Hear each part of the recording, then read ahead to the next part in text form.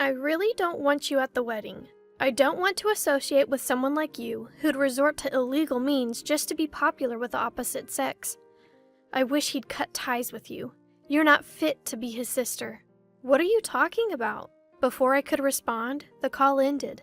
That was when Jackson was getting married. My name is Sophia. I have a father, a mother, and a younger brother named Jackson, 3 years my junior. Both Jackson and I chose colleges close to home to save money, so we lived with our parents. I went to a less prestigious college, while Jackson went to a top-ranked one. We continued to live at home even after graduation, choosing jobs nearby. But now, I'm unemployed. My recent company laid off about 100 employees, and I was one of them. I was in a good position in the company, so I never saw it coming. It's been about 2 months since I lost my job, but I have some savings. I'm taking my time looking for another job. Jackson, on the other hand, recently got engaged to his girlfriend and is living a charmed life. He's doing well. He earns a good salary, and he even gives money for rent and food to our mom. Mom once tried to refuse his money, saying, "You don't have to." But Jackson insisted. "Think of it as paying back for all you've done for me." He's such a good brother. We used to fight a lot when we were kids, but since middle school, he's been bigger and stronger, so we stopped fighting. In fact, he even looked up to me when I helped him with his studies. Well, now he's surpassed me in knowledge. As for Dad, he and Mom have been running a dessert shop for a long time. It doesn't make much, but Dad used to work for a big company, so they have a good amount of savings. "Seeing our customers smile is what keeps me going," he says, working enthusiastically at the shop every day. One day, as the 4 of us were having dinner, Jackson said, "I'm thinking of getting married." The 3 of us stopped eating, and Mom was the first to speak. "Oh my, that's wonderful news! When can we expect a grandchild?" "Don't rush things, Mom, and remember, I get to hold the baby first. No objections allowed." Both were clearly thrilled. I was happy for Jackson's happiness too. A few months later, as the wedding preparations were in full swing, my phone rang. It was an unfamiliar number. I answered. "Hello? Is this the sister-in-law? I'm Lily, the one getting married to Jackson. Nice to meet you." Apparently, Jackson asked for my number and called me. I had seen her picture before, and she was stunning. I wondered where they met. "Nice to meet you. I'm Sophia, Jackson's sister. What can I do for you?" "I really don't want you at the wedding. Someone with your low education willing to use illegal means to be popular with the opposite sex? I don't want to associate with you. I wish he'd cut ties with you. You're not fit to be his sister," she responded cryptically. "What do you mean by that?" Before I could answer, she hung up. What was that all about? Did I do something wrong? I pondered for about an hour but couldn't think of anything. And why would I? I had never met her before. Yet, she called out of the blue with such a strange request. Isn't it normal for all family members to attend a wedding? Or is this some new wedding trend I'm unaware of? I decided to wait for Jackson to return home and ask him about it. But Jackson didn't come home that day. Apparently, he had decided to live with his fiancée before the wedding to ensure a smooth start to their married life. When I told Mom about what Lily had said, both she and Dad were furious. "What is she thinking? A wedding without family? That's ridiculous." "Absolutely." I wasn't angry at the time. I wondered if I had unknowingly done something, or if Lily had been fed false information about me. But my parents' anger didn't subside, and they decided that none of our relatives would attend the wedding.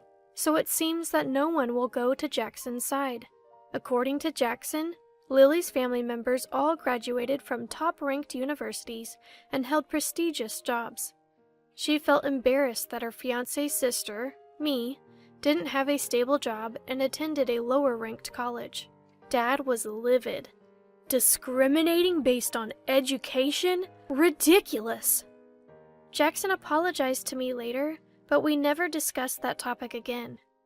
When I told Jackson everything Lily had said, he was shocked. "What? What does she mean by illegal means?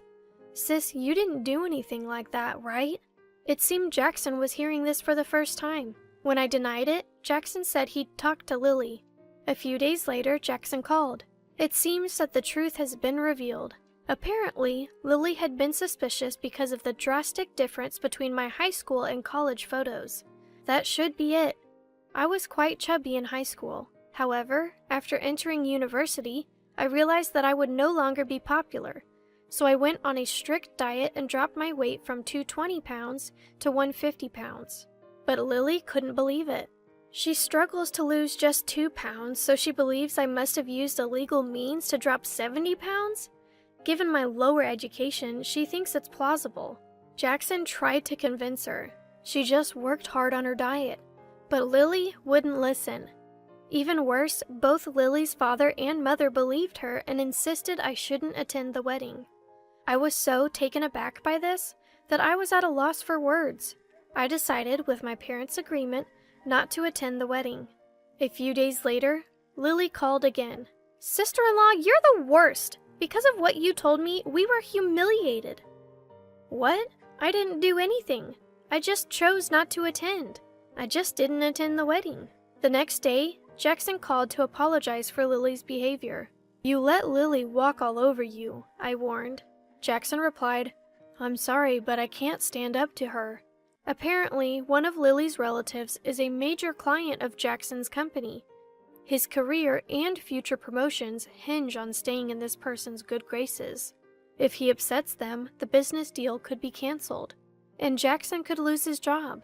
I was more concerned about Jackson's situation and told him not to worry about it. A week later, Lily called again. I really didn't want to talk to her. "Sister-in-law, you're unemployed, but you have a lot of savings, right? If I get pregnant, we want to live on the second floor. Could you move out? It'd be better for our baby."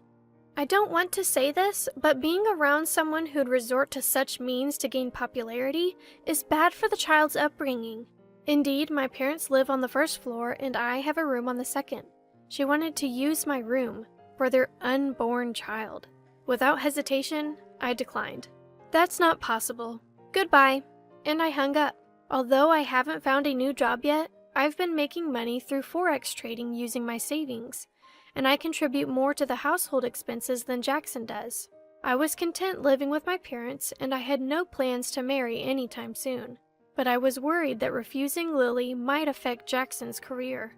The next day, Dad was furious. "Why did you refuse to live with them? It's just living together. I always dreamed of living with my grandchild.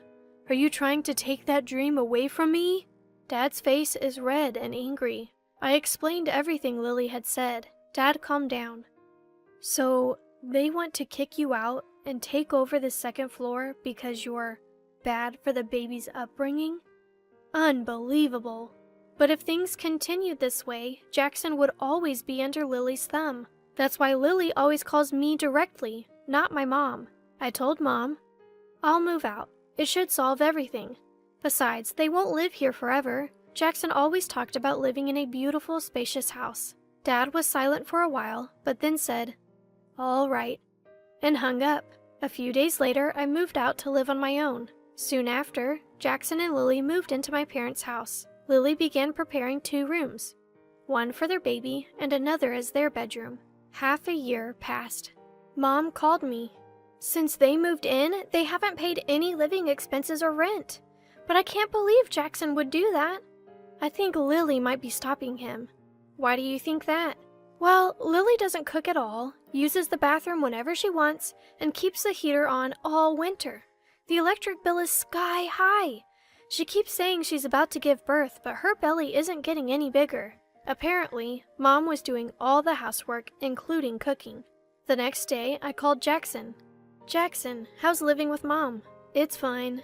Lily seems to be getting along with Mom. I'm hardly home, but the laundry's always done and the room's clean. Make sure you thank Mom, okay?" "Thank her?" "She's doing everything. Laundry, cooking, cleaning. And I heard you're not even paying living expenses or rent. You should at least cover that." "What?" "Lily told me she's doing everything. I give the rent to Lily every week. Are you saying she's not doing anything?"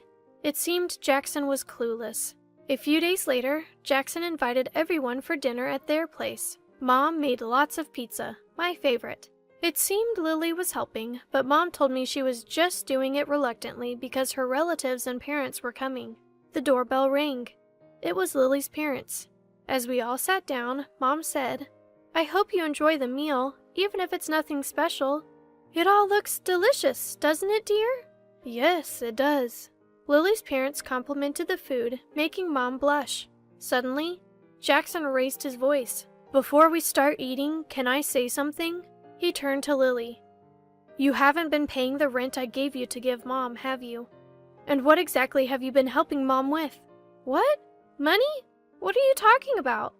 Lily looked panicked, glancing at everyone. "You told my sister to leave, didn't you? So we could move in. What were you thinking?" I always thought Jackson was quiet and focused on his career, but this was different. He seemed serious. Lily, flustered, said, "It's your family home. Why should we pay rent? It's not even a mansion. And I do the cleaning." "The one actually cleaning is my mom. And where did the rent money I gave you go?" "Not just the rent, you didn't give her the living expenses either. What did you spend that money on?" Turns out, Lily had been enjoying fancy French restaurants with that money. And she'd been treating her friends, too. Lily's parents both turned red and apologized. They didn't know the real reason I didn't attend the wedding or why Lily was so keen on moving in. "It's our fault for raising such a daughter. We're truly sorry." Then Jackson turned to Lily's mother and father. "I'm considering a divorce. Please think about it." Lily burst into tears. Lily's mother pleaded, "Please don't do that, I beg you," and deeply apologized to Jackson. My parents and I were shocked and looked at Jackson. But Jackson didn't stop. He turned to me and said, "Sis, I'm truly sorry. We'll move out, so please come back here. I've been weak and let things slide, but I realize I was wrong. I'm so sorry." Jackson said this with tears in his eyes. "You don't need to apologize. It's not your fault. But are you serious about the divorce?" Jackson, with a serious look, replied, "I am. Marrying her was a mistake from the start. She was overly concerned about educational backgrounds and even told you not to come to our wedding. She lied about expecting a baby, kicked you out to live in our family home, and pocketed the rent. Shame on her." Jackson shouted at Lily. Lily cried even louder. The food had gone cold. What a waste. "We'll take our daughter and leave now." With her head down, Lily left with her parents. Lily's father pleaded with Jackson to reconsider, but Jackson firmly refused. In the end, Jackson divorced the following week. I could have moved back to my family home as Jackson suggested, but I didn't. Living alone had its perks. Instead, I urged Jackson to return, and he did. Fortunately, Jackson's career wasn't affected. In fact, he was asked to keep the matter private to avoid family embarrassment. 6 months later, Jackson left his job to start a new business using his expertise. "I'll turn our family's dessert shop into a top-tier company." He was enthusiastic, but Dad seemed a bit puzzled, saying, "It's fine the way it is now." As for me, I found a new job and a boyfriend. I plan to introduce him to my parents and Jackson soon. He's quite nervous. While marriage is still a ways off, I vowed to myself never to become a wife like Lily.